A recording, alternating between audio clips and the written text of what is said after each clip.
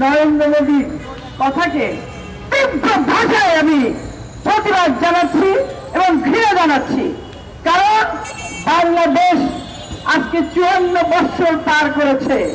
54 বছর আমরা একটা রাষ্ট্র হিসেবে স্বীকৃতি পেয়েছি এবং জাতিসংঘের আমরা একটি সদস্য। আজকে কিভাবে নরেন্দ্র মোদী বলেন যে তারা আমাদের বাংলাদেশ থেকে তারাই স্বাধীন করে দিয়েছে? আমি বলতে চাই, স্বাধীনতার যখন হয়েছিল 71 সালে, আমরা দেখেছি আমাদের এই 30 লক্ষ মা বোনের রক্তের বিনিময়ে আমরা এটা পেয়েছিলাম। আর ভারত কি করেছিল? যত যুদ্ধ সরঞ্জাম আমাদের দেশের জিনিসপত্র লুটপাট করে দিয়ে গিয়েছিল। এবং সেই সাথে সাথে আরো দেখেছি আমাদের পাট ছিল সোনালী আঁশ। আমরা পাটকে সোনালী আঁশ বলতাম, কারণ পাট রপ্তানি করে আমরা অনেক মুদ্রা অর্জন করেছিলাম।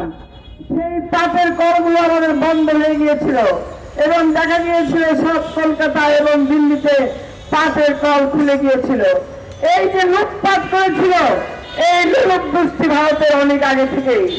আপনারা জানেন আমাদের বাংলাদেশের উর্বর মাটি, মিষ্টি পানি, সুন্দর আবহাওয়া এবং দেশটার সবকিছু ভালো।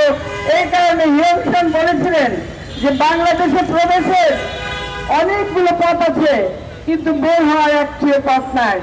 বাংলাদেশ একটা অত্যন্ত সুন্দর দেশ। সেই কারণে আমাদের দেখেছি ভারত সহ বিভিন্ন দেশে আমাদের দেশের দিকে লোলুপ দৃষ্টিতে তাকিয়ে থাকে। তাই আমরা বলতে চাই, এই ষড়যন্ত্র করে আর লাভ নেই। মানুষ জেগে উঠেছে। আপনাদের কর্মচারী শেখ হাসিনাকে দিয়ে 15-16 বছর আপনারা চুষতে চেয়েছেন, এখন আর চুষতে পারছেন না, এখন গিলে খাওয়ার চেষ্টা করছেন। কিন্তু আমরা বলে রাখছি, বাংলাদেশের মানুষ এখন সব বোঝে। তারা এখন অত্যন্ত সচেতন এবং আমরা এখন প্রত্যেককেই নিজেদেরকে সৈনিকের ভূমিকা পালন করব।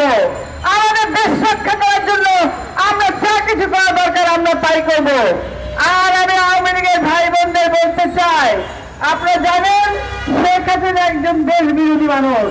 সে যখন পালিয়ে যায় তখন বিভিন্ন বাহিনীকে বলে গিয়েছিল যে আপনারা এই 20 বছর 30 বছরের মধ্যে যেন বাংলাদেশ মাথা তুলে দাঁড়াতে না পারে সেই ব্যবস্থা করবেন। সেই ধরনের নেত্রীকে আপনারা কেমন করে মানেন? আপনারা দেশকে ভালোবাসতে চাইলে দেশের দিকে, দেশের জন্য কথা বলবেন, দেশের মানুষের জন্য কথা বলবেন।